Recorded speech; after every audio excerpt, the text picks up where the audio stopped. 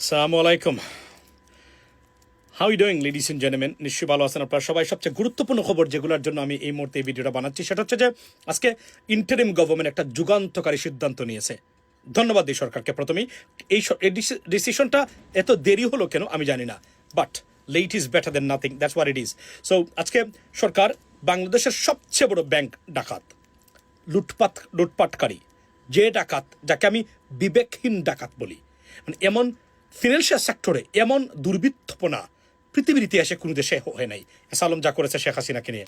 So listen gentleman, সেই bank ডাকাত যার ভিকটিম আমি নিজে, আমার পরিবারের এখনো 23 লক্ষ টাকা আটকানো ব্যাংকে। কিছু টাকা উদ্ধার করেছি আমার নেটওয়ার্কিংয়ের কারণে, আর অনেক টাকা রয়ে গেছে। সো সেই ব্যাংক ডাকাত যে ডাকাতি করার পরে মনে করেছে বিচারকে ইভেড করার জন্য বা ইলুড করার জন্য, সে যেটা করেছে সেটা হচ্ছে যে আপনার সে তার বাংলাদেশি নাগরিকত্বটা বাতিল করেছে। যে দেশে সে বড় হয়েছে, জন্ম হয়েছে, বড় হয়েছে, তার 14 গোষ্ঠী যে দেশে, সেই দেশে করেছে কি সিঙ্গাপুরে নিয়েছে, যেন বাংলাদেশ সরকার তাকে এত সহজে বিচারের আওতায় আনতে না পারে। তখন ইন্টারন্যাশনাল কোর্টে যেতে হবে, সরকারি ভাবে যাবে কিনা।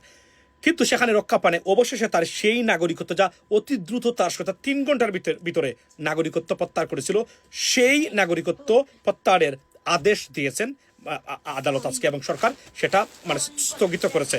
এটা একটা গ্রেট এবং যুগান্তকারী সিদ্ধান্ত এই সরকারের, এবং এখান থেকে শুরু হবে এই ব্যাংক ডাকাতদের আপনার মানে বিচারের আওতায় আনার পালা, যেন ভবিষ্যতে পৃথিবীর ইতিহাসে, শুধু বাংলাদেশের ইতিহাসে নয়, পৃথিবীর ইতিহাসে কোনো ব্যাংক ডাকাত আর তৈরি না হয়। মনে রাখবেন, $20 বিলিয়ন পাচার করেছেন এই ব্যাংক ডাকাত, যার ভিকটিম আমি নিজে। Ladies and gentleman, at the same time বলে রাখি, আগামীকালকে বা আজকে আপনাদের আপনাদের আজকে হয়ে গেছে এই মানবতা বিরোধী অপরাধে অভিযুক্ত সাবেক স্বৈরশাসক এবং ফেসিস্ট গভর্নমেন্টের প্রধান বা ফেসিস্ট শেখ হাসিনার বিচারের রায় আজকে।